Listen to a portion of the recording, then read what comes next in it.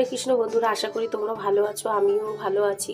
আজকের সবজি বানাচ্ছি, সবজি বানাবো একদম এক রকমের সবজি। কে কে আর ভালো লাগছে না এই সবজিটা একটু অন্যরকম করে বানাবো। তার জন্য আমি একটা আলু নিয়েছি, নিয়ে কিন্তু এইভাবে কেটে ধুয়ে রেখেছি। বটবটি নিয়েছি 3-4টে মতো, আর অর্ধেক বেগুন ছিল, সেই বেগুনটা একটু পোকা ছিল, কেটে বাদ দিয়ে এরকম করে আমি কেটে রেখে দিয়েছি। আর নিয়েছি অল্প করে কুমড়োটা ওই লম্বাভাবে করে কেটে নিয়েছি। এদিকে কড়া বসিয়ে আর কড়াইয়ের মধ্যে 1 চামচ সর্ষের তেল দিয়ে দিয়েছি। আমি এখন বেগুনটা ভেজে নেব। বেগুনটা দিকে ভাজা হচ্ছে আর ওইদিকে একটু মশলা করে নেব। বেগুনটা ভেজে তুলে নিয়েছি আর ওই তেলের মধ্যে আমি এখন কুমড়োটা ভেজে নেব। বেশ লাল করে আমি ভেজে নেব। আমি একটু নেড়ে চেড়ে দিলাম। মিক্সির জার নিয়ে নিয়েছি, এখানে মশলা করে নিচ্ছি। মশলা বলতে এখানে কয়েকটা নিয়েছি কাজু বাদাম, কিশমিশ, চালমগজ 1/2 চামচ, আর সাদা তিল নিয়েছি 1/2 চামচ, আর একটা কাঁচা লঙ্কা নিয়েছি। আমি এটা ভালো করে পেস্ট করে নেব। কুমড়োটা কিন্তু বেশ লাল করে ভেজে নিয়েছি। এখন আমি কুমড়োটা তুলে নেব। তো ভাজাটা তুলে নিয়েছি, নিয়ে আরও 2 চামচ তেল দিয়েছি, সর্ষের তেল দিয়েছি, দিয়ে একটা তেজপাতা ছিঁড়ে দিয়েছি, একটা শুকনো লঙ্কা, অল্প একটু গোটা জিরে আর গোটা গরম মশলা আমি ফোড়নে দিয়েছি। এখন বটবটি আর আলুটা তেলের মধ্যে বটবটি আলু দিয়ে ভালো করে আমি নেড়ে চেড়ে নিয়েছি। আর বটবটি রঙটা খুব সুন্দর লাগছে দেখতে। আর একটু ঢেকে দেবো, ঢেকে দিলে ভাজাটা বেশ ভালো হবে আর সিদ্ধ হয়ে যাবে। ওর জন্য একটু ঢেকে দেবে। এখন কিছু আমি লবণ কিছু দিলাম না, আমি পরে দেবো। 1 থেকে 1.5 মিনিট পর আমি এটা ঢাকাটা খুলে দিয়েছি। আর দেখো বেশ ভালোভাবে কিন্তু ভাজা হচ্ছে।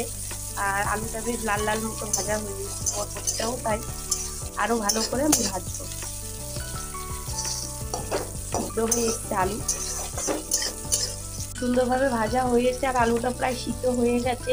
আর এখন পরিমাণ মতো লবণ দিয়ে দিচ্ছি, আর দিয়ে দিচ্ছি 1/2 চামচ আদা বাটা। আমি দিয়ে দিলাম, আদাটা আমি বেটে নিয়েছিলাম, আদা বাটাটা দিয়ে দিলাম, দিয়ে ভালো করে নেড়ে চেড়ে দিলাম।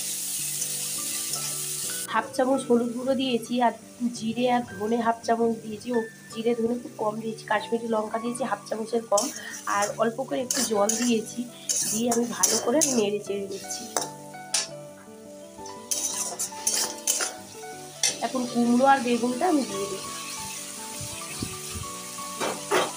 কুমড়ো বেগুনটা দিয়ে আমি ভালো করে নেড়ে চেড়ে নিচ্ছি।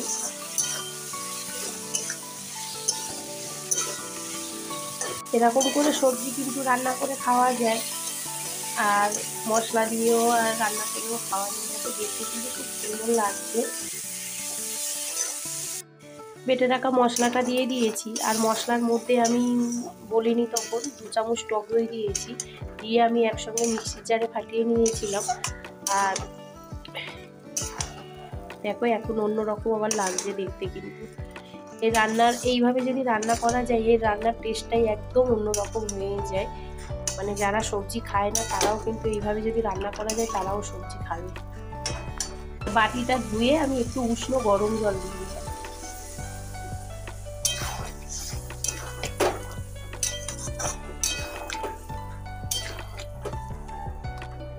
1 চামচ চিনি দিয়ে দিয়েছি, আর বেশ ভালোভাবে কিন্তু ফুটে গেছে। আর দেখো কত সুন্দর লাগছে সবজিটা। কারা কারা এরকমভাবে সবজি খেতে পছন্দ করো অবশ্য কমেন্টে জানিও। আমার তো খুব পছন্দের এই সবজিটা। আর এই ভাত, রুটি, পরোটা সবার সঙ্গে খাওয়া যায় যদি এইভাবে রান্না করা যায়। পুরোপুরিভাবে রেডি হয়ে গেছে। আর উপর থেকে আমি একটু পুরো গরম মশলা ছড়িয়ে দিয়েছি দেখো। আর দারুণ কিন্তু একটা গন্ধ হয়েছে। এবার আমি নামিয়ে নেবো। যেহেতু এর মধ্যে কাজু বাদাম আছে, চালমগজ আছে, এই যে জল রসটা আছে, এটা কিন্তু অনেকটা শুকিয়ে যাবে। ওর জন্য এখন আমি নামিয়ে নেব। এটা দেখতে কিন্তু সুন্দর হয়েছে। তো আমি নামিয়ে নিয়েছি একটা বাটিতে। বেশ অনেকটা হয়েছে, কিন্তু 2-3 রকমের সবজি আছে না, অল্প অল্প সবজি দিয়ে কিন্তু বেশ একটা তরকারি ভালোভাবে বানানো যায়।